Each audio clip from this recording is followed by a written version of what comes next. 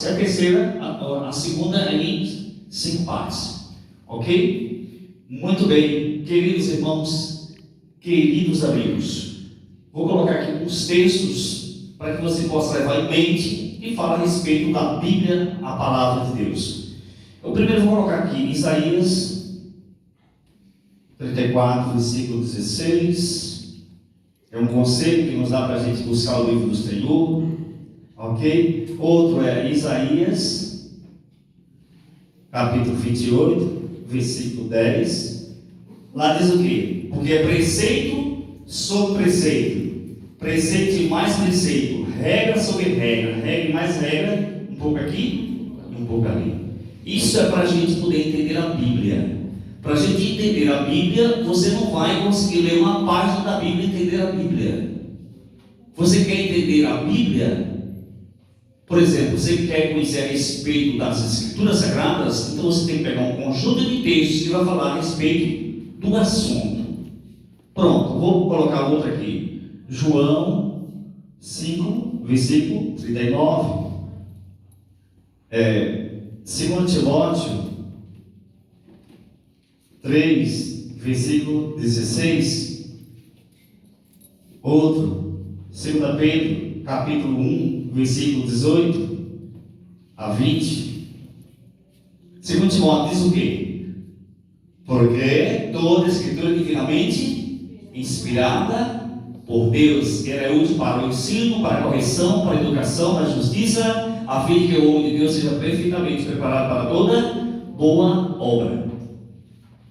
Lá no livro de Pedro diz o quê? Temos, portanto, confirmado a palavra profética, fazendo bem em estar atentos, porque é como uma candeia que brilha em lugar tenebroso, até que o dia amanheça, a estrela da alva nasça em vossos corações. Outra, Apocalipse, capítulo 1, versículo 3. Bem-aventurados aqueles que leem, os que ouvem, os que guardam as coisas que estão escritas no livro dessa profecia, porque o tempo está próximo. Além de tudo isso, a Bíblia foi escrita em 3 linguagens: no hebraico, no aramaico e no grego. Hebraico é a língua do povo judeu. Aramaico, porque quando o povo judeu vieram cativos da Babilônia, eles vieram com um segundo idioma, o idioma dos caldeus. Então eles falavam o aramaico. E quando Jesus aparece, Jesus também falava o aramaico. E por último, o grego, que era a língua dos gentios. Então a Bíblia foi escrita nessas 3 linguagens. Sabe quantos idiomas e dialetos hoje a Bíblia já está sendo traduzida? Em mais de 1.500 idiomas e dialetos. E aí tem Bíblia para todas as partes. Bíblia de todas as cores, de todos os tamanhos. Bíblia online. Bíblia do jeito que você pensar, existe Bíblia hoje. Ok? Então não tem como as pessoas agora apresentarem uma desculpa de que não tem como dizer assim: eu não leio a Bíblia porque eu não tenho acesso à Bíblia. E quando Jesus aparecer, ninguém vai ter o direito de dizer assim: Senhor, eu não sabia da tua vinda. Eu não sabia que haveria um reino vindouro. Eu não sabia que haveria um juízo vindouro. Porque ele diz assim: olha, esse evangelho será pregado em todo o mundo para testemunho em todas as nações, então virá fim. Então, para todos os efeitos, o evangelho está sendo pregado de uma maneira tão rápida, tão acelerada, que você nem consegue acompanhar as mudanças desse mundo religioso que nós estamos vivendo, queridos amigos. Eu estava assistindo um vídeo, parece que foi hoje mesmo, e lá para o lado do estado do Pará, umas criancinhas pequenininhas, senhoras, pegam as embarcações, as canoas, e saem navegando e navegando nos rios, e vai na casa de um e vai na casa de outro, e pega os colegas, e faz pequeno grupo, e prega a palavra, e leva a literatura. Uma coisa incrível está acontecendo. Prezados irmãos, prezados amigos, já existe país aí que tem pessoas, porque o regime é fechado, e tem gente que não tem acesso à Bíblia porque é proibido, e as pessoas, para poder fazer o uso da leitura da Bíblia, tem que pegar uma fila, botar o seu nome, e quando vai chegar lá, na sua vez, um ano, aí ele vai lá e tem aquele dia, aquele momento para ele ler a Bíblia. Já existe país aí que, se você for de casa para a igreja com a Bíblia debaixo do braço, você é preso e você não tem liberdade, você não tem direito de pagar a fiança. Olha, aonde nós estamos vivendo? Nós vivemos num país laico, que todo mundo tem o direito de expressar o Deus que você crê e a religião que você pretende seguir. Nós vivemos num país laico, onde você pode andar com a Bíblia para cima e para baixo. Você pode pegar uma caixa de som e pegar um microfone e sair nas ruas falando que Jesus é Cristo, que Jesus vai voltar, que a Bíblia é a palavra de Deus, é a única regra de fé que temos, irmão, e ninguém diz nada, porque nós vivemos num país de liberdade religiosa. Mas essa liberdade religiosa, ela vai terminar. A gente não vai ter ela para sempre enquanto vivemos aqui, até Jesus aparecer. Certo?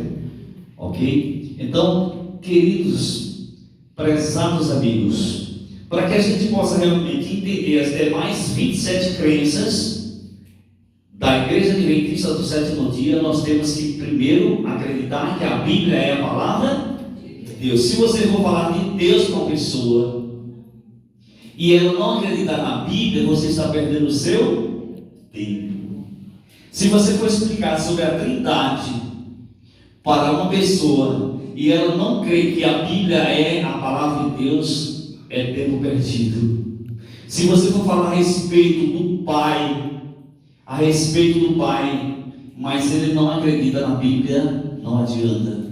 Se você for falar a respeito do Filho, mas ele não acredita na Bíblia, não adianta. Se você for falar a respeito do Espírito Santo, mas essa pessoa não dá credibilidade à Bíblia, não adianta. Se você for falar a respeito da natureza do homem, a sua origem, mas ele não acredita na Bíblia, é mais fácil acreditar na evolução do que na criação. Se você for falar para essa pessoa a respeito da origem do mal, mas ele não acredita na Bíblia, é tempo perdido. Se você for falar para essa pessoa a respeito do perdão e salvação, e ele não acredita na Bíblia, é tempo perdido. Se você for falar para essa pessoa a respeito do arrependimento da fé, da lei de Deus, a respeito da igreja, do dom profético, a respeito da modestia cristã, dos talentos, dos dons espirituais, da nova terra, novo céu, dos anjos, mas se essa pessoa não acredita na Bíblia, você está realmente perdendo o seu tempo. E é por isso que a Igreja Adventista colocou como a sua crença inicial as Escrituras Sagradas, porque as Escrituras Sagradas é a base para tudo isso, queridos amigos.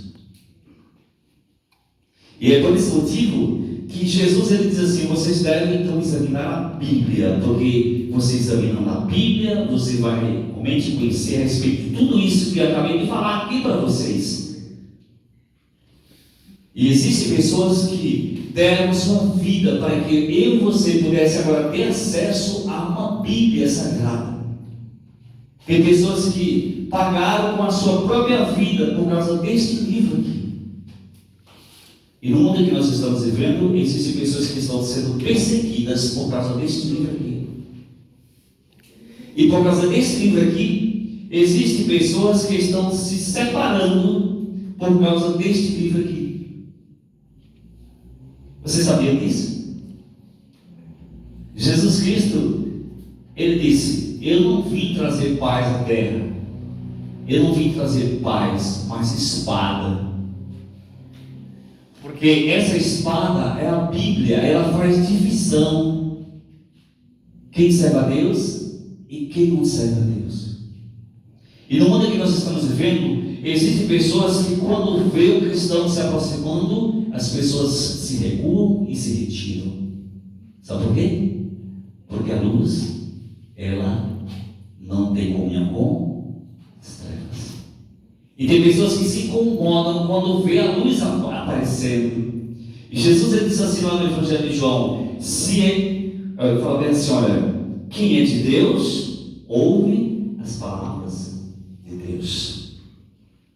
E é muito interessante, queridos, quando realmente alguém chega para você e fala assim: olha, você é uma pessoa de Deus, porque o que você fala, as suas palavras, ela transforma os meus gostos, os meus sentimentos, as minhas reações e as minhas decisões.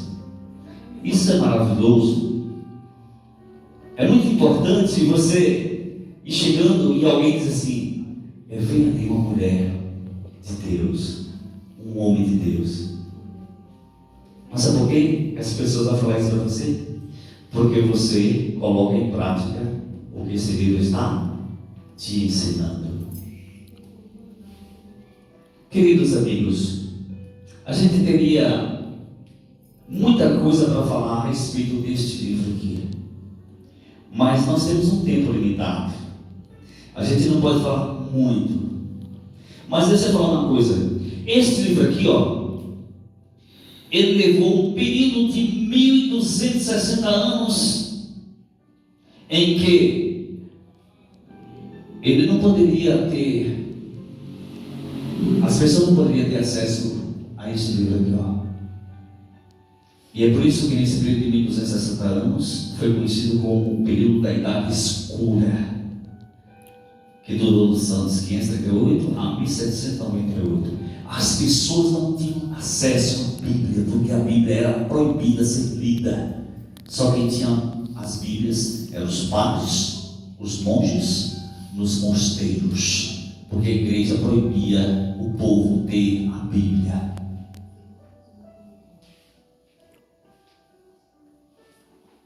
Era bem dessa forma. Mas hoje, graças a Deus, porque todos que estão aqui, eu acredito que todos têm uma Bíblia em casa.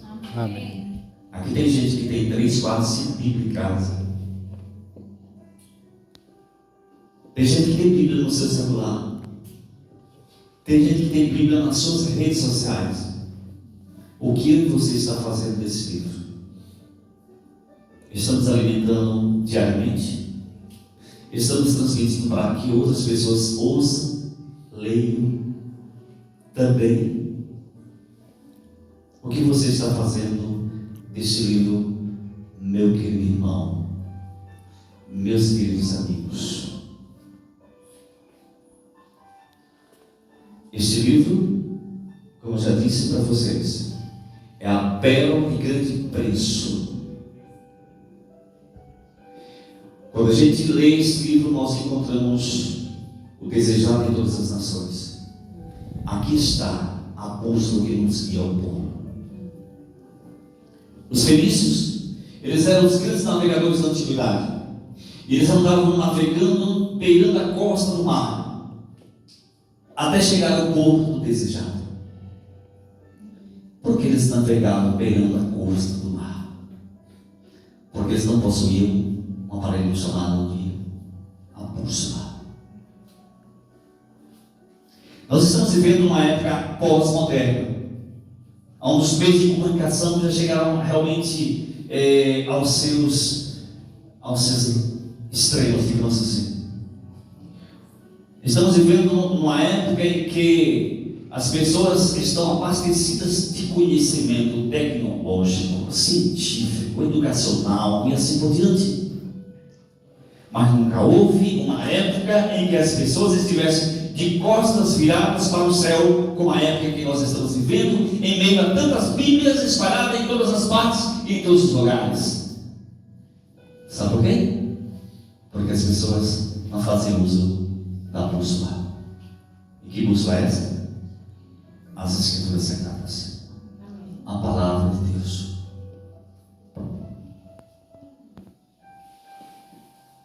O que nós vamos fazer com este livro? Vamos transmitir para outras pessoas, viajando ou se recreando, trabalhando ou fazendo qualquer outra coisa. Vamos fazer com que outras pessoas possam ter acesso ao conteúdo escrito nas páginas deste livro. Sabe por quê? Porque aqui é uma lâmpada para os nossos pés e uma luz para os nossos caminhos. Sabe por quê? Porque o que está escrito aqui é uma candeia que brilha em lugar tenebroso, até que o dia amanheça e a estrela da alma possa nascer em nossos corações. Amém. Que Deus possa, com essas palavras, achar lugar no meu e no teu coração. Amém. Que possamos aprender de Jesus, que é manso e humilde. Que possamos estarmos edificados sobre a rocha, até que o dia amanheça e a estrela da alma possa nascer dentro do nosso coração. Amém. Essa estrela da alma, para nascer do nosso coração, depende da gente fazer uso da palavra de Deus. Amém. Ela é luz para o caminho. Ela é o pão que mata a fome. Ela é a água que mitiga a nossa sede. Quando a gente usa a Bíblia, a gente vai encontrar com o melhor da vida. E ainda existem pessoas que ignoram um cristão que oferece um estudo da Bíblia e ela não sabe que ela está perdendo. E quando a gente oferece às pessoas um estudo da Bíblia, é porque a gente está vendo realmente que vale a pena ler este livro. Se coloquemos os pés para que nós possamos agradecer nosso Pai por nos dar a oportunidade de poder estar aqui neste recinto sagrado